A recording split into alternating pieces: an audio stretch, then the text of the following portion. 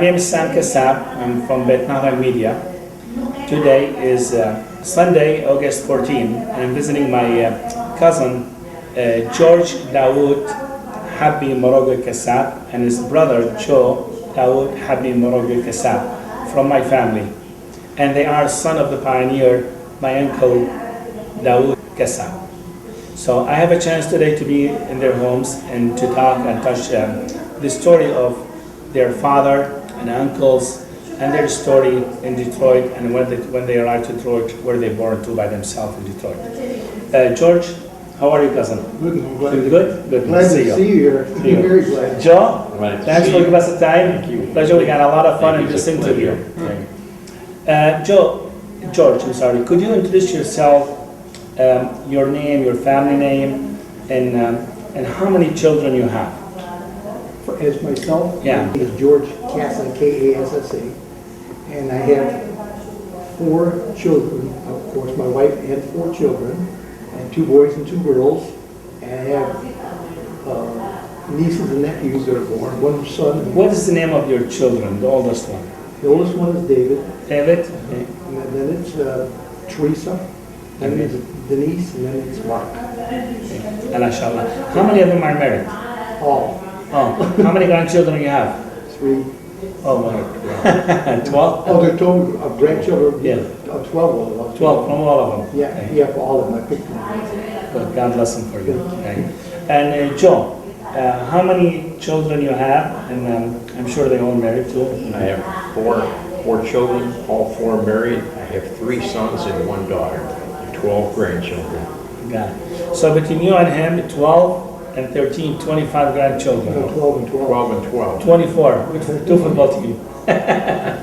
You wouldn't let me get ahead of them. Good. You stop there, or there's more coming. No, that's enough. That's the end. Okay.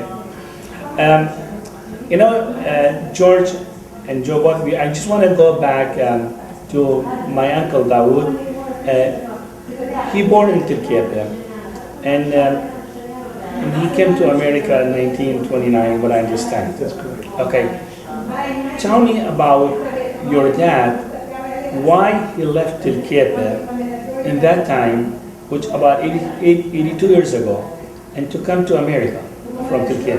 So what was the reason that your dad come to America? The reason for it is that it was he and my uncle, which was the second oldest son, had gone there and they used to till the land. They purchased 80 acres, I believe it was at that time, and they were going to till the land, bought it from Busherman, Muslims. Yeah. And they had papers done on them, they had everything done on them, and then they began to take care of the land and till the land for, I think it was 3 or 4 years. Then after that, they came to plant the land. When they did, as they were starting to work on it, the same people that purchased that land from them, that they purchased that land from them, came up and said, "What are you doing?" And they said, "Well, we bought this land from you." It was them themselves. "We bought this land from you. We tilled the land and everything. Now we want to plant it." They said, this is because it has to do with religion. They said, "If you so much as put a shovel in that dirt, you and your brother and your family are going to be buried in there." That was their answer to it. As soon as they said that to my father, all he did is he went home, packed up that day, and said, "I'm not going to live here. We're going to have that kind of people that we have to deal with." And then he came to America. So he left because of this hard time he has with the neighboring over there and religious issues. That's correct. And for his life, actually, and the future of his family. So he decided to come to America. Did he tell you how he decided to leave and what road he took? Well, the only road that he took is like my brother just explained to you, son. And then when he came to America, I guess him and my uncle, he came because of my uncle. My uncle was 18 or 19 years old, and my grandmother didn't want him to come by himself. In other words, Habbi. So my dad came with him. And in other words, she didn't want to leave Habbi by himself. In other words, here in America. So they came here. They were here, my dad, for 6 months. He didn't work at all. My uncle did not get any kind of employment for 2 years. Finally, after 6 months, my dad found employment with a dairy company, and he worked there, and he used to send money to his family, got to Kassab. And my uncle, after 2 years of being here, a year and a half or 2 years, Dad said he couldn't find employment, so he went to work for Uncle Joe Sissy and Amanakmudi in Kassab, and they supplied him with 2 meals a day, and he worked for a year and a half to 2 years for free till they finally found a store. And they bought a store, they opened and closed. Okay. I think they went to Marsilia, and I don't know, it took them like 3 months to get here, or 4 months. They came on a merchant ship. But before they get in the ship, they left Turkey and they went to Baghdad, Yeah. I understand, and then, or they went to Syria from Mosul. Do you know which road they took? I think they went through Syria and then Lebanon, Okay, and then they boarded a merchant ship, which I don't know what it took them, 3 months, 6 months, I don't know what the period of time was. the merchant ship went from Beirut to Marseille, or It stopped in different ports, like, I don't know exactly what ports, but say, like Italy or France, and then, eventually it made it to the United States. did you know that this ship, they got a job in the ship to work in the same time? Or this was a ship because it was a merchant ship? I Was it in the- don't know, I'll be I honest. see. Did you, in your dad's passport, it does show that he has visa to France. Did he stop in Marseille, which is most of the Kilkebnai, one of the major ports coming to U.S. from Beirut to Marseille to U.S. to New York? I don't know because I'm not even born then. Okay, but he didn't mention any story about that. No, I not see. to us. If there was, he didn't say anything to us. Okay. In now. I don't think he had any kind of work at all, son, Yeah. because he never mentioned anything about working on a ship. The only work that he mentioned was after he got here, so I don't think there's any kind of physical work or anything on the ship that we know of. There was a story where some immigrant or pioneers came in and to support their ticket, and they hired them to work in the ship, including like Amatovia. He mentioned that how hard you work in the ship from Marseille all the way to Mexico. I'm not familiar with that. If there Yeah. was, I'm not familiar with Yeah, it. but it could be, because they support their work and pay for the ticket sometimes. Let's go back a little bit to your family. You have your dad. How many brothers he has? Three brothers altogether, and himself will make 4. 4. So who was the oldest one? My father, Your father was the oldest one? yes, Okay. And the second one's was Habib, Habib. his brother. After that, And the third one was Tomo. Tomo, Tomo. And the fourth one is Bennu. Binnu. And then And how many sisters? one. Nashat, right? No, Nessa no Bennu. Oh, I'm sorry, yeah. To Mama. Married to, Mama be Atiyah. she married to Atiyah in California, their Yes. children, right? Yes. Yeah, I remember that one, okay. I see. So who was the first one come to America? Was your dad from your family? dad and mother together. Oh, Dad and Uncle Jack. Excuse me. Jack. I'm happy. I'm happy. I'm And becoming Dad. a Jack, okay. Yes. So you come to America. So he arrived here to America, your dad, and I'm happy, and your Uncle Jack, in the same time. In December 1929? I don't know, I think it was in December that he came in, they came in, uncle and my father together. No, yeah. As far as I know, that's right at like in December, because the depression, I think, started in October, which was about two months before that or something. They arrived right about the same time, maybe a month or 2 after. Do they arrive to New York? Yes. What So you year? came to New York, and how, in that time, in 1929, a lot of Chaldeans, they were going to Mexico at the same time. And some, was he in a way to Mexico, or decided to come to Detroit? Right to the United States. In fact, his name is in Ellis Island. They got his name on the wall there. Okay. Who Yeah, put you the would- wall on the wall, the name? Before, I think, 1932, they put all the people that immigrated to the United States, their names are on the wall. Okay. And his name and my uncle, Hubby, his name is on the wall there Oh, at okay. Ellis Island. So they arrived here after that to New York. How did they get here? Did they call somebody? They got a train to come to Detroit?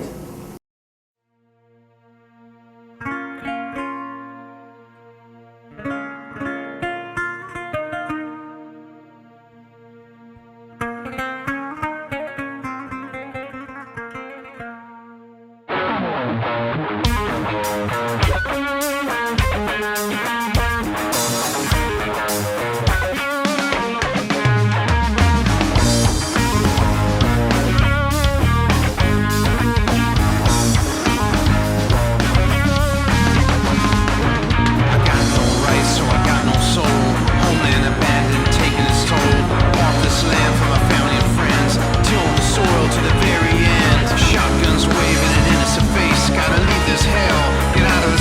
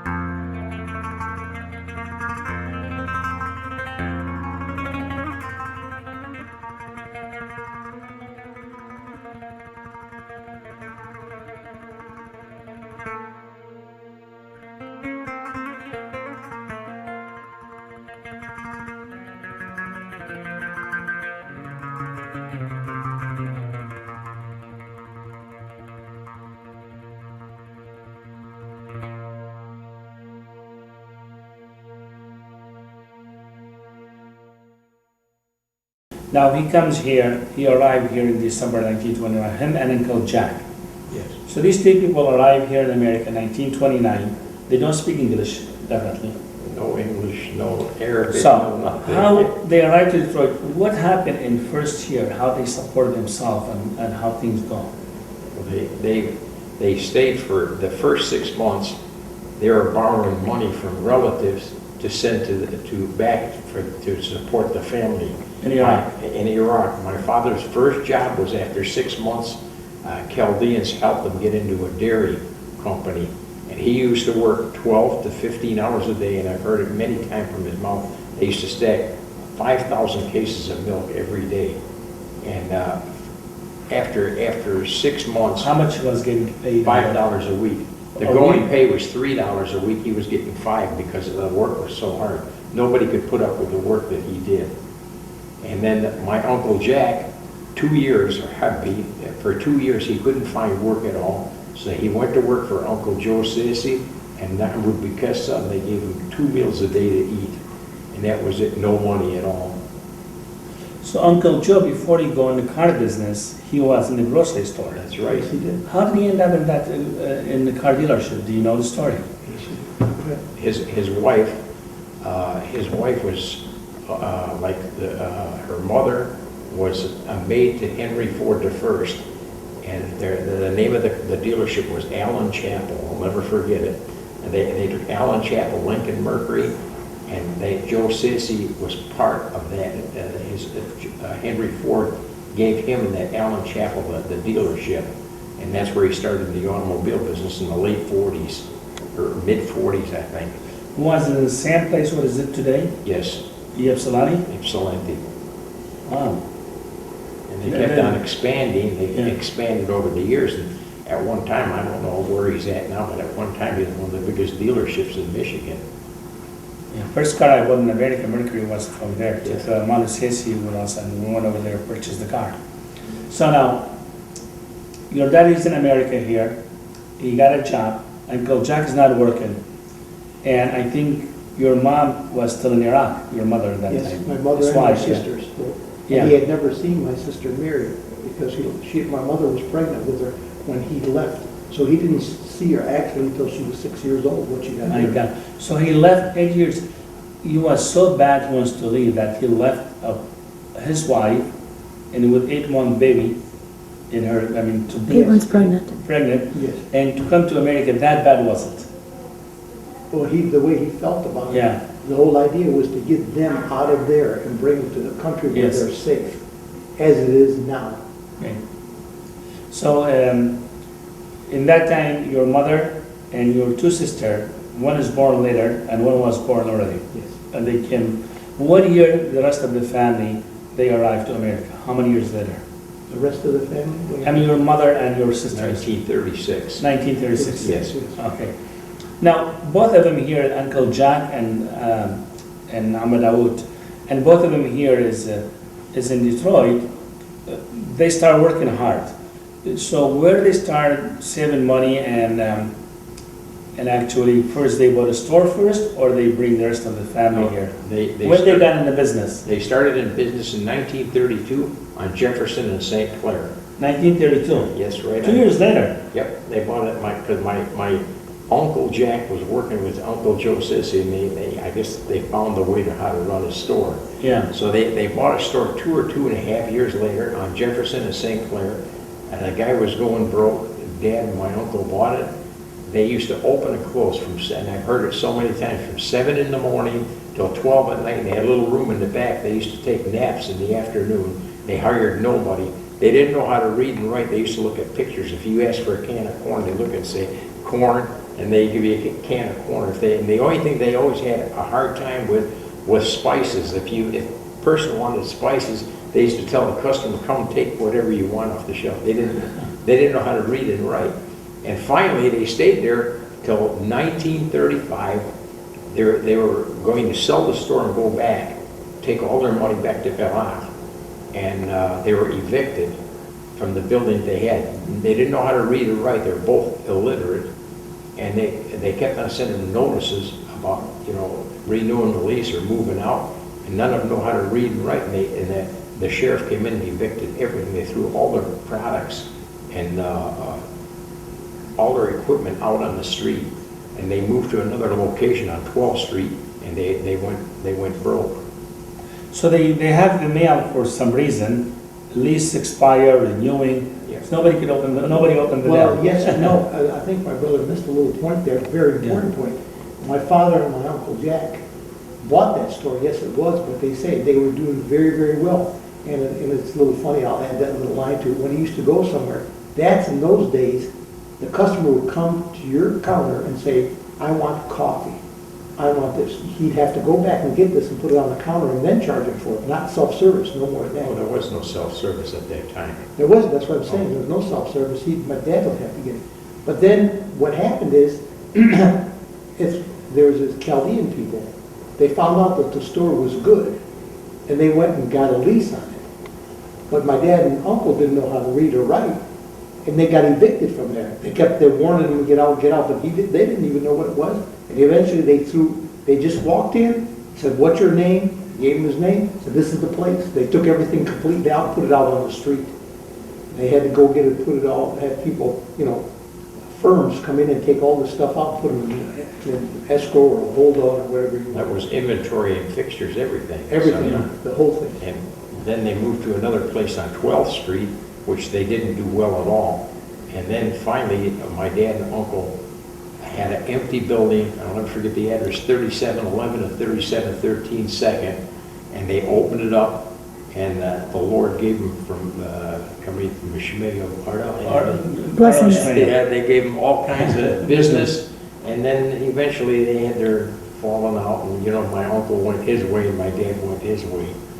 And Dad stayed there from 1940, he bought my uncle out till 1955. My Uncle Jack bought the store back from my dad in 1955, and I think he stayed there for about 10 or 15 years. Then Alfredo Kassab bought the business from my Uncle Jack, and my mother sold him the building. That's how long we've been that. And I don't know who's got it now. If it's even there. It's still there? I don't know. I don't know.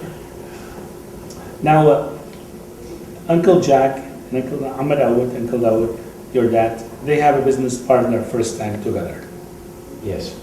And then they were the partner in the business. Oh, partners in business. Yeah. yes. So, and Uncle Jack was not married in this time. No. How did he get married? He worked with my father in the store. Yeah. And, he met one of the ladies that was there that he ended up married. Yeah. And my father did not want him, first of all, he's Chaldean, you don't expect it. Well, I expected to marry American that time. Yeah, but that's not the bad thing. The bad thing, he found out also that she had a son already. Well, of course, they just didn't go over with that anymore. Yeah. And they had a big falling out for a long time. And then Uncle Jack ended up, my father had the store on 2nd and Bringer.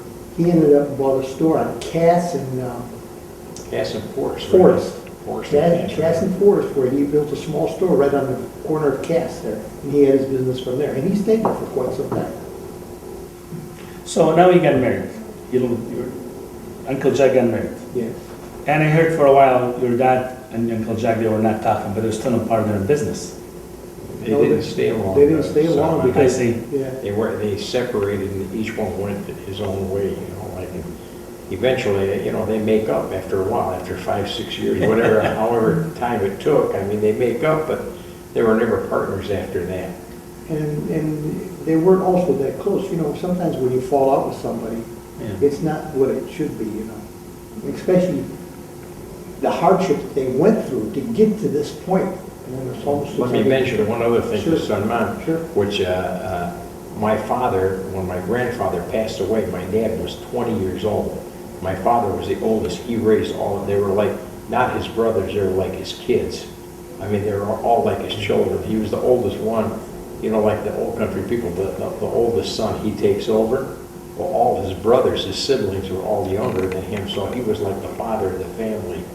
Yeah, I remember. Okay. So how old was your grandfather, Jeju, when he passed away? I don't know. I remember Mom used to talk about all the time. Dad was So only like 20 years old when he He was passed 20, away. maybe he was no more than 50, if he 40 maybe.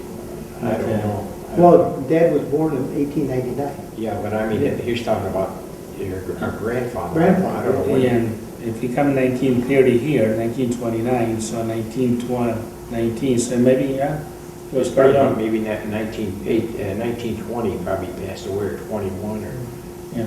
somewhere in that.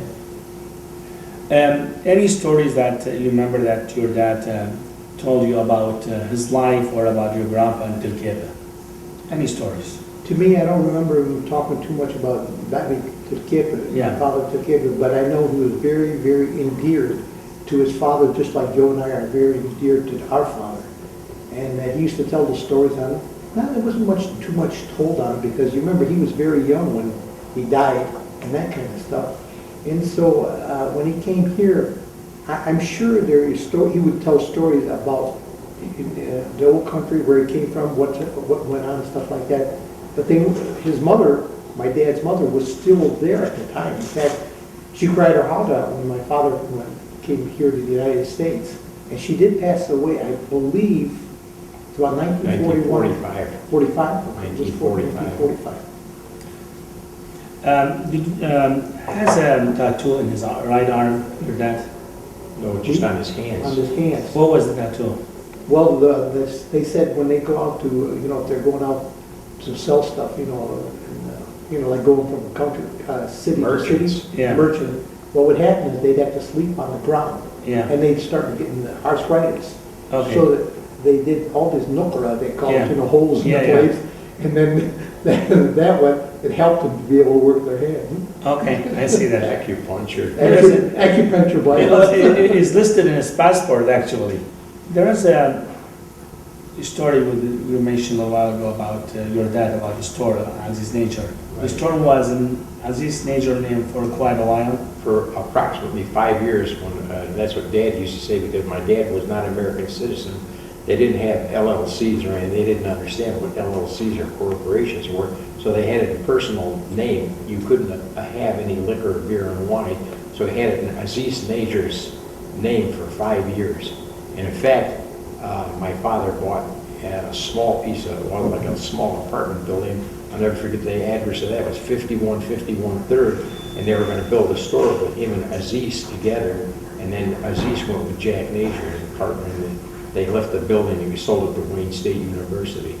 So actually, what I understand now, Aziz Najer did a favor Oh, yeah. to Ahmed Aoud. He took responsibility to hold that license in his name and go work. Yeah. For That's 5 nice. years, it He was one of trained his. them very good. This is a Aziz Chaldean tradition, actually. Aziz was To keep life. one of his closest friends, I mean, for many, many years. Yeah. And then, when Dad passed away, when they separated him and my uncle, that's when Aziz took his name off the license. And I have a chance to interview him before he passed away in 6 months. Oh, my uncle? No, Aziz. Oh, Aziz, yes. I saw his interview on the egg I got when they had him laid out. They show it, right? That was me. Yeah, I know that. Oh my God, that was interesting. We're a little smart, wasn't it? You figured that was Salman doing it. Let's talk about from first store is 1932, which is 2 years in America, he purchased a grocery store.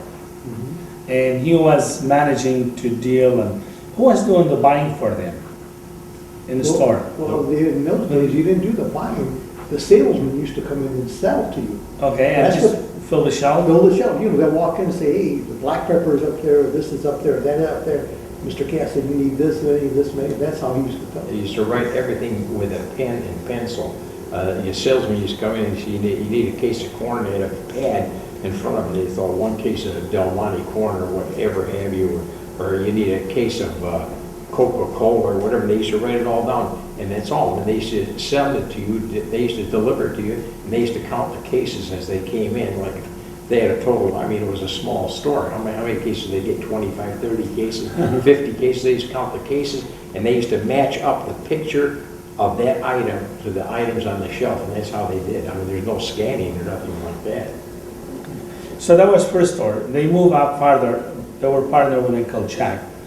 They separated after that, and he got another grocery store in 12 mile, he said. What was No, that? he was on 12th Street. 12th Street, I'm sorry. And they lost everything there because they didn't do well at all. They closed it up within a short period of time. because it was in a Jewish community. And then that's when they moved to this building that I'll tell you about, 3711 and 3713 Second. They opened that right after the 12th Street store. They did real well there. In that time, where they were, your father, where he was living? I believe they were living in Brainerd and 3rd Street. right around that area where they bought that store. I don't know exactly. No, we had it on Brainerd and 3rd Street, because Dad had enough money at the time. He had an old Chevrolet, because I still remember I was a little kid, and I still remember when they towed that big wagon with all the stuff inside of it, and took his car over to Hamilton in Chicago, and that's where he bought the house. And I remember very well, I was only about 2 years old, but I still couldn't remember it, believe it or not, for what it's worth. And that was when my mother, and, and the kids, my sister come, and they had finally settled, and they were able to do things, and then that's when we went to that. So, after that store, when he moving farther in the grocery store, does he ever has in 1940s, let's say after 10 years later, what kind of store he has? The same store, the one on Second. He stayed there until 1955. How big was that store? Probably about 3,000 square feet. I mean, That was not a bad store. I mean, that wasn't for that time. Supermarket. That was like a mini supermarket, so to speak. I mean, nowadays it's not even a party store, but at that time it was a decent sized store. Do you have any picture for that store? I don't think we do. We don't have anything. Not a picture of it, no. Okay. I got the image in my mind. I wish you could take the image in my mind. But So now, both of you growing up in the same time, with your father in grocery store. Where did you remember that? What time you started going to store and working? You got the keys. You got to go open the store, or you got to work behind the meat counter. we used to pass ads around. There was no companies to pass the ads, the circulars. So I think I was about 9 years old, 8 years, 9 years old, and George was probably 10, 11 years old. We used to go get ads, and Dad used to put us in the car, and we used to go from street to street hanging all the ads on every door. And I was only about 8, 9 years old at the very most.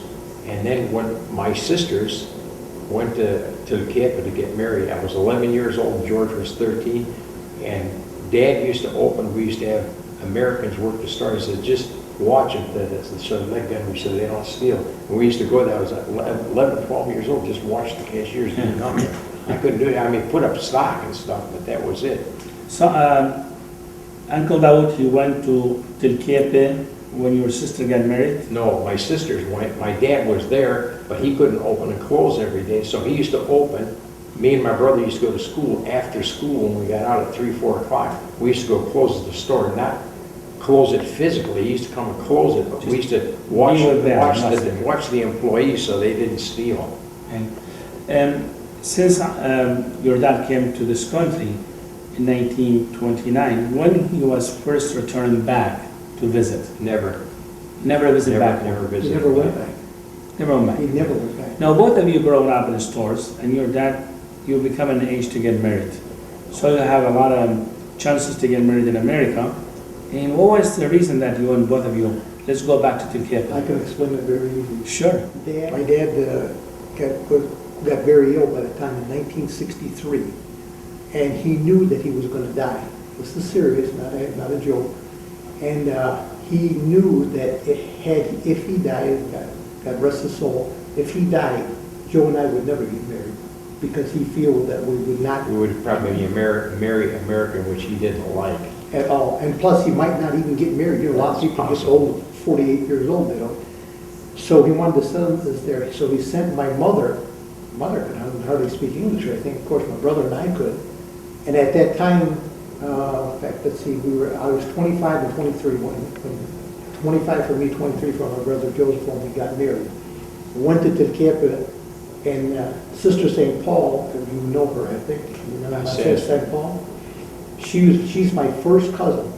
Now, when my mother went to the old country with us, my mother was one of 5 girls, and she was the youngest.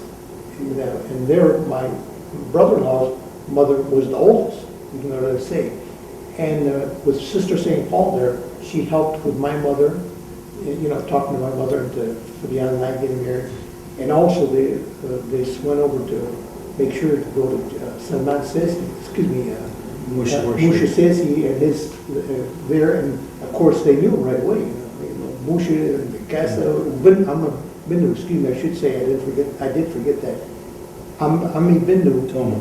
no, Bindu, my uncle. Yeah. He was the one that went with us all the way around. Oh, from Baghdad. That time he was in He Baghdad. was in Baghdad, he stayed there, we left afterwards, he was there, he came in just not much later after that. But he came to Kilkip when you guys arrived to Yes, he Kilkip. did. Okay. We actually came to Baghdad, and then we took a train, and he made sure he was on the train with us there, and came back. I gotta tell Salman something, Yeah. and this is real cute, 'cause I used to tell Dad, you said, you gotta go to the shop with Brata to get nothing. From Dad, how can I go marry somebody I don't know? He says, don't worry about it, son. He says, Ronnie, how can I marry somebody I don't love? Don't worry, you get married, Cameron. You'll fall in love after you get married. So true, He was so right. true, right. He said, you'll fall in love after you get married. Don't worry about falling in love. So first." Joe, you went and see Mahasan, and that was first girls you saw maybe in Kilkip. I saw more, but I mean, Yeah. like everybody, what I say is, the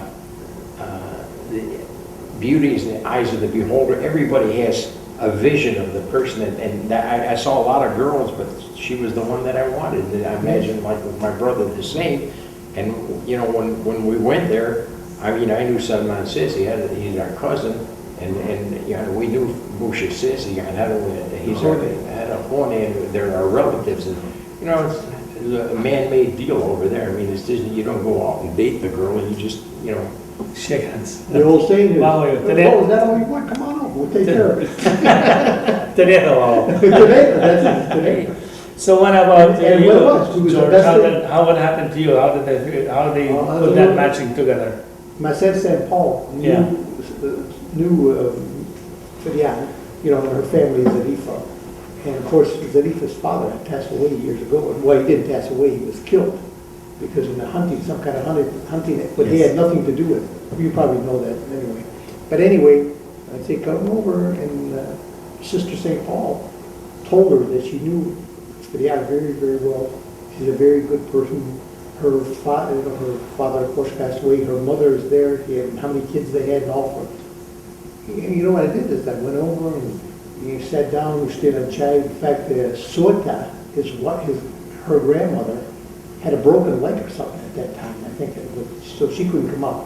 So they had her come from school. You know how they still have their school? Yeah, dress school uniform, Yeah. dress in Maserati. They come in and said, there's, your mother's got a bunch of people from America, go put them chai. My mother and the rest. And anyway, so we went over, and then we came out, they said, well, what do you think? And I said, I'm not certain, you just walked in, and just like that, I said, I actually did say prayers, and I said, you know what? I think I'll be okay with it. And I've been okay with it since. She still, has got me under this, but she's good. Don't let her tell her that. I remember the day you guys got married, and your mother and throwing pattern and Anna, and 5 senses in over us, and we were a little kid. I remember I was 10 years old, so we just taking the money, and that was the we're heavy. That was it. Yeah. We just came out of getting married, and everybody came to they tried to take the money away. Yeah. She took the whole thing and threw it way up in the air, and then they should have seen him fighting for the. I remember that. After that, you guys come back home with the wives, to America, which is this is the home here. You're born here, Right. Yeah. Uncle Dawood was very religious person, and he involved My in father. your father, Yes, very, and he involved in the church very much. to help with church and Word of God. Was he in Kilkip a religious person, or as an usher or something? Does he involve in the church activity? I can't answer that. I don't know. Because I we see. were born, and we don't know. We only knew Dad after we were born, and he was here in the United States. But we Okay, didn't know too but he didn't tell you any story about it. No. In the early time here, as you know, we have first church in 1947. No, in Yes, 1947. 1947. But the community been here since 1900, 1910, you could say. And they're building themselves slowly. The number has been increasing years after year. we don't have a church all this time. And I understand there was a church, Maronai. Maronai. So what church, the Chaldean, you remember that they used to go before they had their own church? I'll tell you exactly what. Yes. What happened is, when Dad and my uncle, when they came here, at Maronai, the Church of Maronite Church is a Catholic church, but it's a Lebanese Catholic church, is what it is. And they had it over on Russell Street, which is far away from us. They used to go to Mass on those days. Then what happened when my mother and sister and everybody came over, naturally, my dad was taking them to church on a Sunday like that. Well, they couldn't spare it. They don't understand the Arabic. They don't understand. So the women of everybody, not just my mother, the women, they got on the cases of their men. And they say, why are you doing it? We need to find a church. And they kind of put the pressure on, because, husbands are going to do whatever they want to tell them. So they started, and this was the catch to it. When they started looking, they brought a priest, Asher Bidawi, which you have the picture of, Father Bidawi. Yeah. He was the first one here. And let's go back, that's first church Bidawi came in. But before that was used in Maronite church, was other churches used it before that? I heard there was St. George Orthodox Church. It's one of the Chaldeans, when they first brought Father Bidawi over here, they used to rent a church on Arden Park and Oakland Boulevard, and they used to have Sunday masses over there in Chaldean. So it was an American church, but we rented for a Sunday. We rented I remember it was on Arden Park, which is Chicago Boulevard, on the other side of Woodward. Is Arden, and they used to go to Oakland, and they used to, I'll never forget the outside of it, I don't even know if it's still there or not, and they used to have just Sunday masses there. They used to have Chaldean priests on Sunday until we bought the first original church in 1947. Okay, so we're going to Maronite Church, Maron, Lebanese church, all this time from the beginning. And after that, we were renting a church on a Sunday. That's right. What year, do you remember the year they were renting the church? It had to be in before 47, so it had probably 46 or 45, 1945 or 46, I'm not sure. In that time, what would be the population or the number of the Tikibnai here in Detroit in that time? I don't know, but it wasn't very many. Not very many, I don't know. Whatever I tell you, I don't know. It couldn't have been more than 40 families, probably. Probably. At most, probably 40 families, I'm not even sure. Maybe 1,000 people, 1,500? I don't even think so. 3,000? No, I don't think anywhere near No, that. nowhere near that, I So, don't think. Okay. Now, so they decided to build a church, to have a church, their own. So they, You were talking for the Chaldeans. the Chaldean Yeah, church, yeah. when I get together and said, we're gonna have a church. Now, first church was rented just to worship on Sunday. Now they have to go buy the building. Where was that building, first one, do you remember? Sure, Hamilton and Euclid. Hamilton and Euclid, that was the first church. What that church has been named? Mother of God Church. Mother of God? Mother of God. Which is that, took that name? Still stands, still today. Still stand today, Yes. okay. Do you want me to tell you a couple of things about Yeah, that? sure. What happened is, when you were talking about this, which is correct, what happened, excuse me, and I'll tell you, this is the story of how they got the church. When they got the church, I remember my dad was the treasurer, and Dauda was the president. I can't remember all the rest of them, but they were the owners, the makers of that Dauda church. Kassab. When the 5 people were the original makers of that church to begin with. Mishimai, Oh, like I told you, David Kassab, okay. Dauda, we used to call him. Mishimel. Was Zaya Nakano Zaya Na'lo, yeah, he's very one of good. the... Janaba was one of them. Janaba, I don't No, know. Jalabo was not one of them. Oh, Phobia Hakim, I think. No, it was not Tobiah Joe Hakim. Hachu, There's Jack Nager. 2 more, but I can't think of their I think names. there was like So they created a committee to buy the church. They created a committee to buy the church. Dad is the treasurer, because he's more like the front man, it seemed like. So what he'd be doing, for example, he'd say, okay, we've got the priest. She got, Susie, what was her last name? Piessa. Biesa. Remember her son got shot during World War II? Essa. About was her husband's okay. name. No, Tom, Howell. George Essa was her husband's name. George Kassab was a... George Essa. Isa. Yeah, Isa. Essa. But They were shown on TV a while ago. Yeah, that's the the priest, Father Vidawi, he used to live in their home because we didn't have a place for him to stay, so they used to rent him a place, a room, Yes. and Susie used to maintain him. She used to make him breakfast, dinner, and lunch, and whatever. Just to feed them. Yeah, take just- care of them. So they made that step, and then they started to go looking for a church. They found a church, and they went to the Cardinal of Detroit. They couldn't go unless they go to the Cardinal of Detroit, which we used to go to Blessed Sacrament. That's where we graduated from. And the Cardinal told them, "I'm sorry, I can't do it that way, unless you can prove to me that you can handle a church like that." So they didn't have that much money.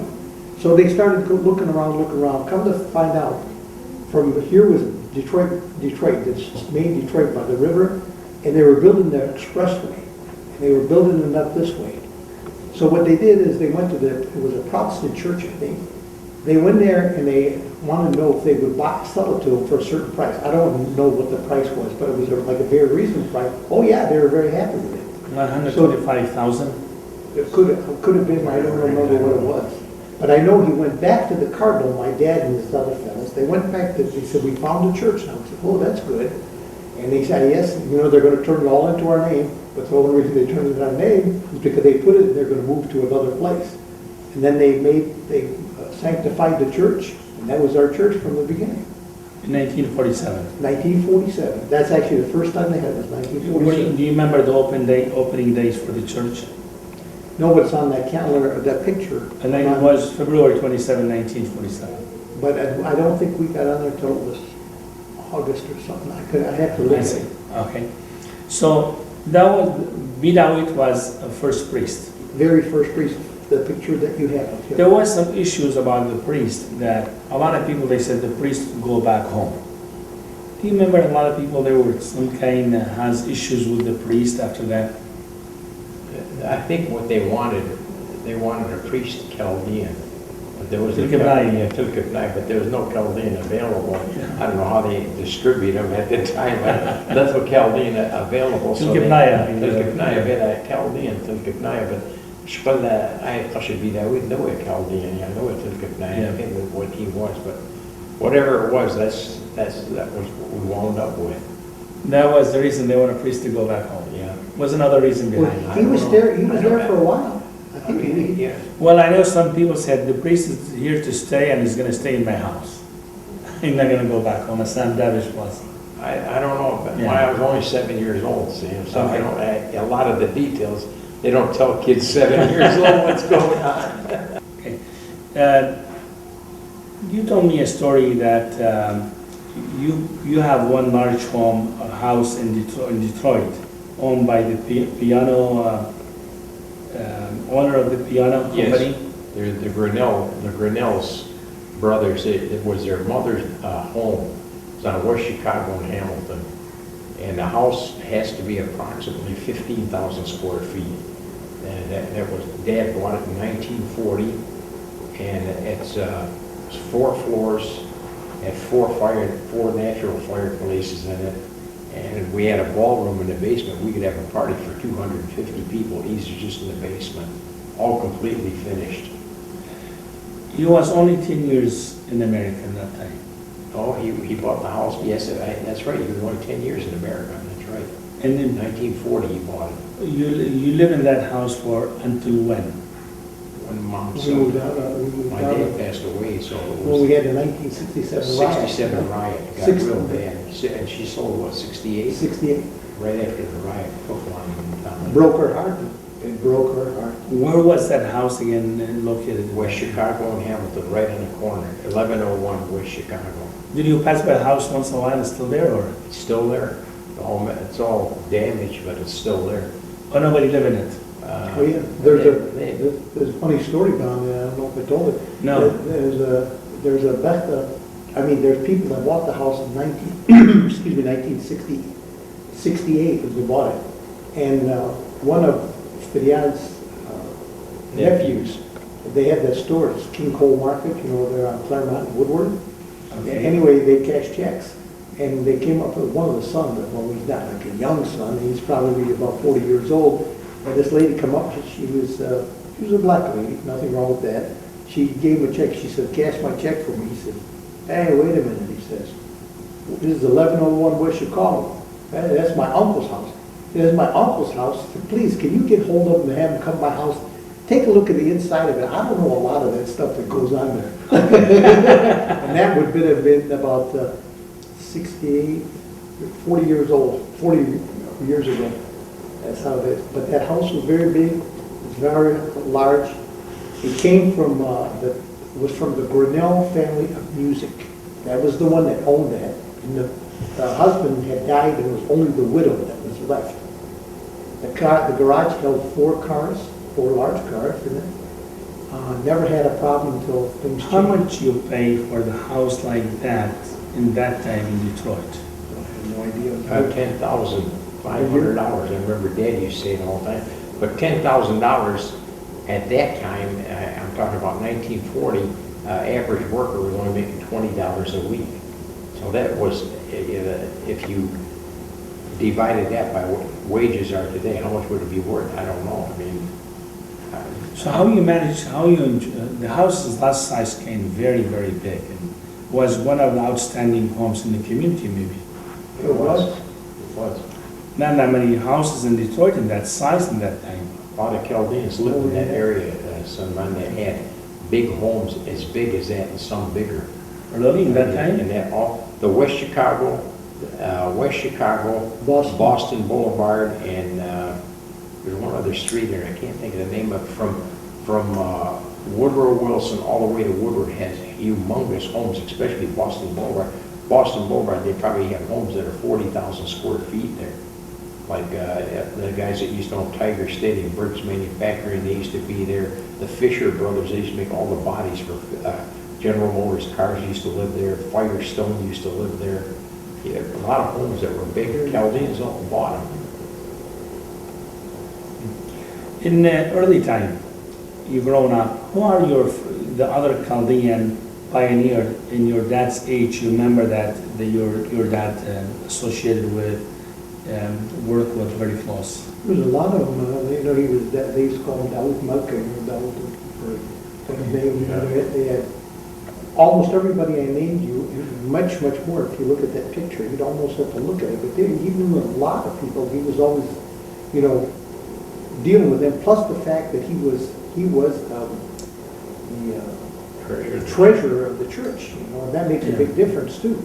And then what happened is over a period of time, after my sisters got married, of course, they each went their way with their husbands, and it was Joe and I were only very young, and then things started going very, very hard, and then he was ill. He became ill over a long period of time because he was not only age, but the years and the amount of work that he put into that, and that's what actually killed him. What year he is becoming ill? When he passed away, what year? 1964.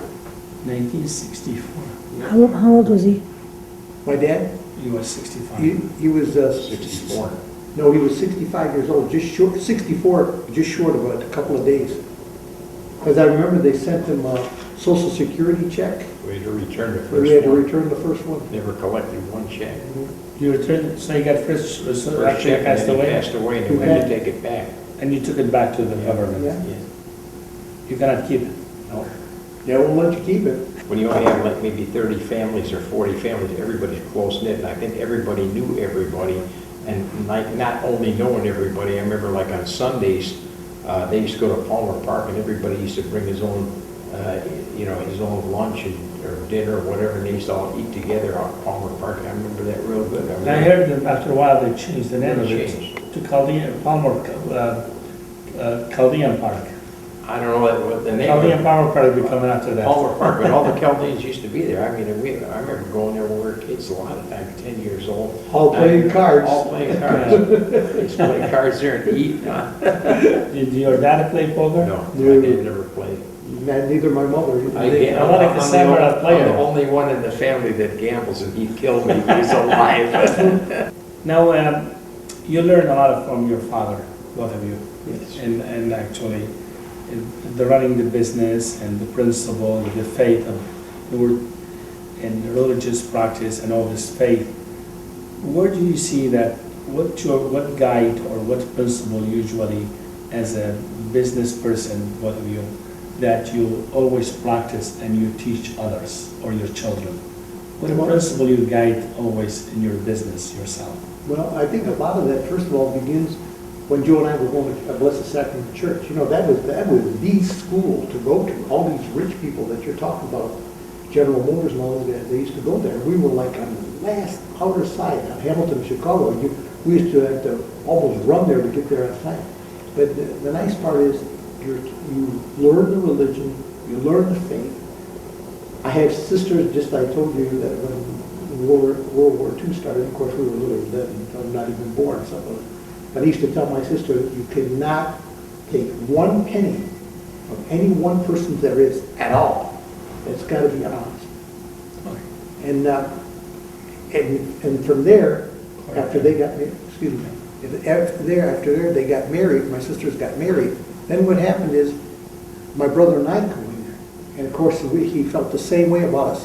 You be honest, you treat everybody honest. Till this day, we get good compliments because of it, so that's great. That's a pat on the back as far as I'm concerned. And from there on, when our sons were growing up, they were children. You know, we were actually going broke in that store after this happened. And it was probably about, they were probably, the oldest ones were probably 16 years old, maybe 16 years old or so, and then the rest were younger. And they used to come and work in the store every day. And I think a lot of that, what rubbed off from my dad and sisters, myself, it also rubbed off from them for us to be honest, to be fair, and they have always been. Well, I think it's when you install faith and morals, you might shy away from it, but always inside. You always have faith inside. You never stray away from faith, even though like sometimes you see some people stray away, but when you've been trained and it's inside, I don't care where you go, it's still inside. You still have to be somebody good. Sure. And we tried to instill that in all our kids. I don't know, hopefully it worked. I mean, so far. I think it worked. I think that we've never had anybody have us a problem, any kind of thing. Nothing that we know of. If it is, it's a secret, I guess. I think there was a story that told that your grandson was in the college, and it showed that how good business person was your father. I just told that story. Could you tell me that story? And Yes. I want to record that one. You do or don't? Yeah, I want to. Yeah.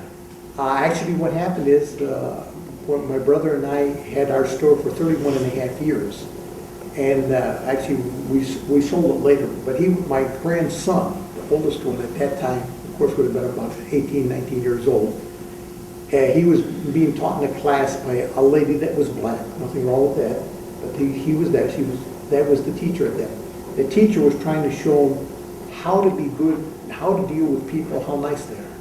And he said, and now remember, she wasn't an older lady, but she was a mid-sized age. And she began to teach the crowd at the class. She says that when you treat people well, everything will go well. But he says, and the things in what you sell, what you give. He says, for example, that we used to live at Davison and Linwood. Well, I guess my grandson immediately, perked up now. He knew where that was. But he says, and I understand there was a store there, and these people owned the store. There's 2 gentlemen that had the store there. And what they did is, he says, they were always very good to everybody else. They were always very honest. They always gave people whatever they want. If the times came hard, these are actual things, times came hard, they would loan them money. They wouldn't carry any difference. They never took anything from anybody. The store was spotlessly clean, which it was. Never was anybody beaten out of their money, ever. And they were always treated well for everything. And he said they were there for a long, long time. They were the only store. Everybody else, people, not everybody, but most of the people there would come in, they'd try to beat you out of money. They'd try to do this and do that. And the name of the store was K&G Food Mart. And my grandson put his hand up, and she says to him, Sean, yes, what is it? He said, that's my grandfather's store. He said, that's exactly what he said. That makes me so happy. And you heard the story that you were so happy You know what I was happy about? Yeah. Not because he bragged about it, the fact that she bragged about us. Yeah. Because everybody that she's got, I'm just saying that, everybody that ever came to our store, and all the years there, go back to what my dad taught us. And that the only one that had meaning, nobody else would go shopping to other places. They used to come in confident. A lot of times, for example, they make a mistake, they left $20 in the tray, hey, come back, you left your money here. That gives you a good reason. I mean, I don't know. Feels good about it. You sure do. Yeah. What are you teaching your children is about running business? I know all of them, they are running supermarket too, and successfully. Well, you know, what I think it is, Sam, is whatever I learned from my father, and I improved over all the years. I was in business for 52 years, and my son learned everything that I knew in 52 years, and is adding on his own. So what he knows, I don't know what he knows anymore. My son is a better operator. I think George can say that. So I got 5, between the both of us, we have 5 sons that run the stores. I could never begin to operate the stores the way they do now, because whatever I know, they know twice as much as I know, or 3 times as much. And I always instill that, be honest. You don't want pat haram in your pocket. No. You don't want dishonest money in your pocket. You don't want it. And so far that I know, I mean, I can't look into your heart, you can't look into mine, but I think that they're on the right track.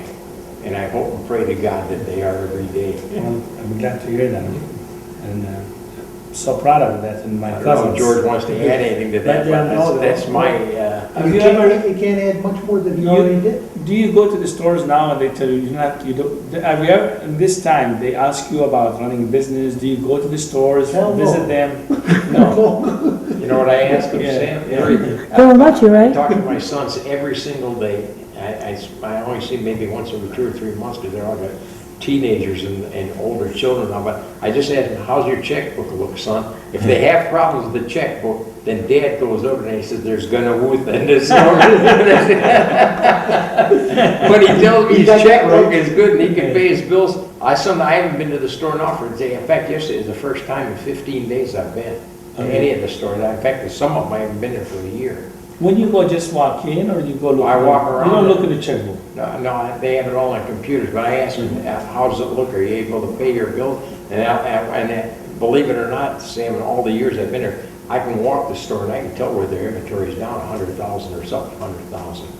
I mean, when you've been around, like that many years, you can tell. I mean, only some of the big stores, probably got 1,200,000, 1,300,000 in stock in inventory in each one of them. If you walk around and it's down 200, you can see that. I mean, if you've been around this business as long as I have, you can walk around and you can see where it's down or it's up. And if it's down and the checkbook looks bad, then somebody's going out the back door with the money. I ought to check up on him, maybe. And you still partner in stores? Oh. No more. We're not partners. We're not in the stores. Yeah, We've been partners. When we really started, I think I was about 16 and Joe was 14. And we've been that way all the way until we sold our stores. We've been together that long. How old were you to start your first business? You took over your dad's stores? Yeah, we worked the store, but first, when Dad passed away in 1964, that's when we took over. We took it over. Okay. I see. Our first. We've always been partners all our life. Let's go back to Tilkibnai here in Detroit in the time that you grown up in the same time. Do you remember Namu Kassab? Not sure, very well. What do you remember on in fact, they are not, I'm sorry, let me interrupt you just for a second. They are not. Namu? Not would be Kassab, George Wilson's uncle. Oh, I'm sorry, I thought. What do I remember about? The only thing I remember is that, he used to come see Dad, and Dad used to go see him. And I remember that, and nobody worked like that, man. He worked like day and night, and he wasn't like social too much because he was always working. I mean, I think he passed away when he was 80 years old. I think he used to work 20 hours every other day or something. I mean, he was constantly working. He just worked day and night, that man. And I really personally, I don't know what his life was like. He's come over and see Dad once a month or something like that. I don't even remember that, but I know the store was three blocks south. You want to mention the story about Eucharist and involving with the churches, your dad commitment. Dad's commitment was when they first started getting they built they didn't build the church, they bought the church. Then they began after building the church, they started, each one person started donating, one for the altar or one for chairs, for a lot of these things. When they went to Dad, who was also the person more in charge of that than anything else, there was nothing else to do. So what he did, he said he wanted to take the Eucharist, We donated the Eucharist. The responsibility. We donated the Eucharist because of my grandfather. He started it to the camp, and my father started when the Chaldean Church. And when Dad passed away, he passed it on to us, which me and my brother took it on. And like I said before, and I'll say it as long as I live, it's an honor and a privilege to be able to supply the Chaldean Catholic Church in Detroit of all the supplies that they need for as long as I live. And I hope that my children and George's grandchildren will take it on after we're long gone. Absolutely, that's exactly the same thing. Exactly right. Wow. We hope it's like, we don't really hope, the kids that our children know now, I really believe if something were to happen to my brother and myself, they already know, they want that. They're going to take care of that. And what a beautiful thing that is, to be able to say your sons, without even talking to you, would say, oh no, we accept that. That's what I feel.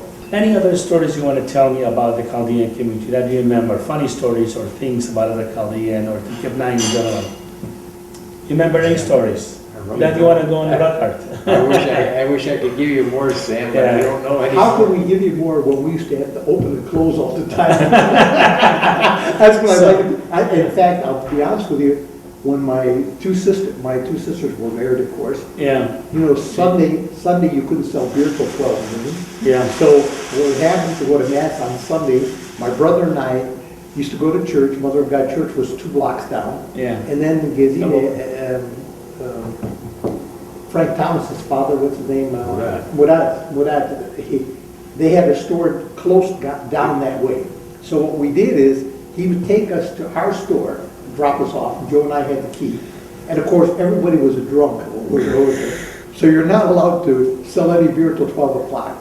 So we went to mass, it was like about 7 o'clock, going to 8 o'clock. And then Dad would go to the 10 o'clock mass, and he'd be back by 11:30, so then he could sell the beer. We used to open, me and him used to open up, there was no beer sales till 12, Yeah. so Dad used to be there after 12. Me and him, I was 14 years old when I used to open the store.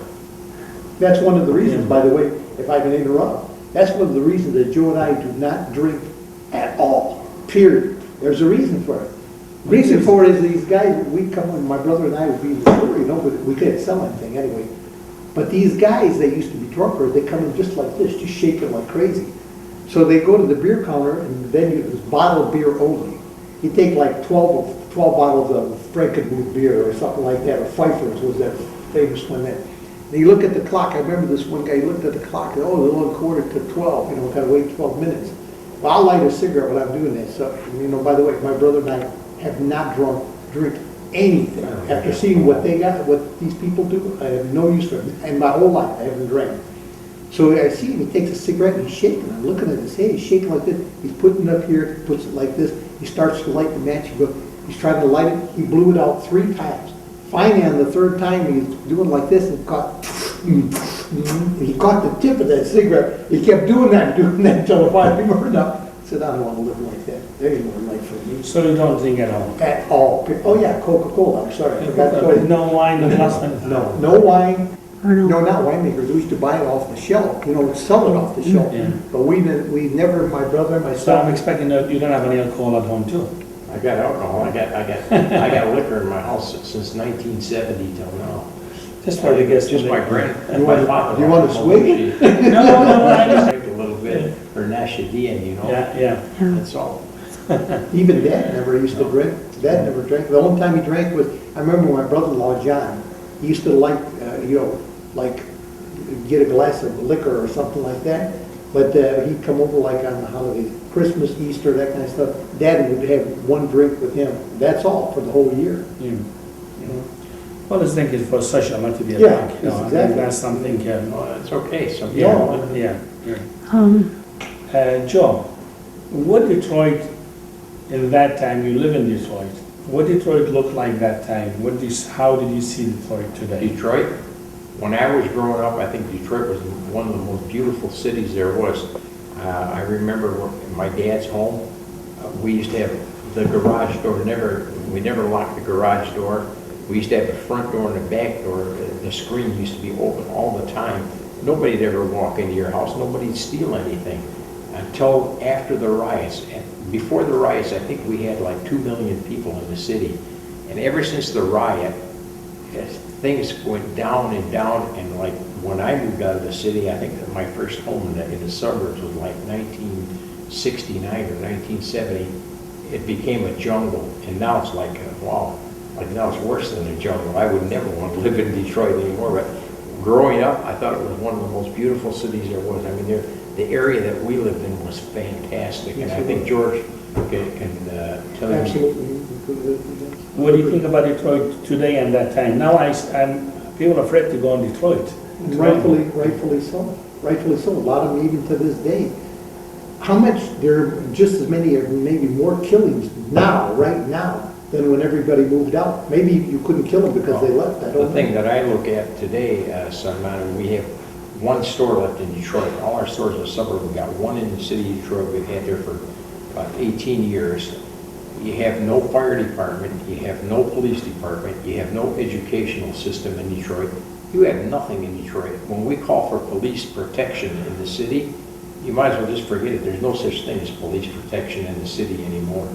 And we want to sell the one store that we have, not because it's bad, and I've had a lot of people approach, but the way it is right now, it's a cash deal or no deal. That's the way, and misfortunate thing, people don't have cash right now. I don't want to keep any of my children in the city of Detroit anymore. I just don't.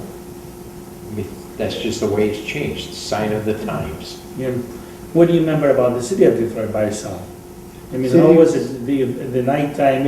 I heard the people used to come take a train from Pontiac, coming all over to Detroit in the weekend.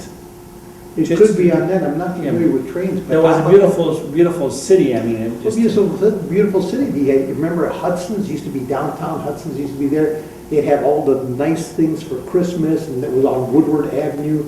Woodward was bustling, man, people going back People and moved forth. around back and forth. I remember we used to go to Belle Isle. Belle Isle was gorgeous. I used to take all my kids that are little, like 4 or 5 years old, 3 years old. I used to take them to Belle Isle on Sunday and Saturdays, like if I had a day off. And that was the most gorgeous place there is, but I would never go there now. I mean, I don't even know what it's like. No matter where you went, you were always busy. There was always money there. There was always food, people, the diners and stuff like that. Everything was just great, and then it's just washed away. It just, progress, I guess that's what they call it, if you want to call it that.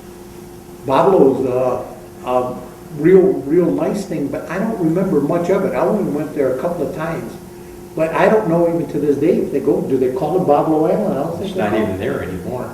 It's not? I the remember name's still Bible, bought by John Warner. the last time I went to Belle Isle, it has to be, my sister-in-law was here, Gloria Youngdu. We took her out to Belle Isle probably like 30 years ago, and it was Chaldean Day, and there's Gullet Batik and there's Gullet Dervish all over the Cherazan, all over the park. I know that. My wife does the same. They take in those cherazad with them wherever they go. There was a story you told me one time about Uncle Jack. He got in a fight with somebody, and I think they tell him to go back home. I tell him, why I should go back home? I'm here. They always, things that, well, like you said, things are so bad, yeah, they like to tell you, oh, you need to go back to your home. Where you come from. They make fun of, No, I think the government would give you your ticket back. And President Fabi and my uncle, their pride was too and how can I come all the way to America and go back? And that's like putting your tail between your legs and running back. I said, I had to door out a path and a party on the zone and back to where we came from and not be a success here. You know what I noticed, Joe? Both of you, صورة ديوخون إلى سميثة تركيا. Very much so. So كنت تملأ قدام بيت آخر يمك وبابك كبيرة محكمة هذا صورة محكمة. صورة. هذاك Macau صورة they talk لا جو كامر إلى كامر نخباب كذا وأرى يعني لك مريلا بعد يا قيم تركيا. When me and my brother grew up, both of us spent each one of us 2 years in the first grade. I didn't know how to speak English when I went to the first grade, neither does he. No. So أنا had سورة محكاو قاعد بيت زلنا المدرسة محكاو من قاعد English. We didn't understand what they were saying. I didn't understand anything. So نزلوا المدرسة كل سورة هم أخوه أخو نزلوا المدرسة سورة المجلسات. And the trouble was, at the time, all the way till the time we went to school, it was surah. Then all at once you walk into English, just like, you know, like black and white. Yeah. All at once like that. I just want to thank you for George and Joe, and actually to touching about the Tilkebnai history in Detroit, and talking about my uncle Dawood, their father, and I'm Hasela, and about how he arrived to America, built his life, and helped his brother to follow him, and about their stories too in Detroit. They grown up in the city of Detroit and building their businesses and passing the legacy of the business and trade to their children and grandchildren. I want to say thank you very much. Thank you. It was Thank a you very pleasure. much. It was a Thank you pleasure. very much. It was a Thank very you. good pleasure. Pleasure. Everything you said was very nice.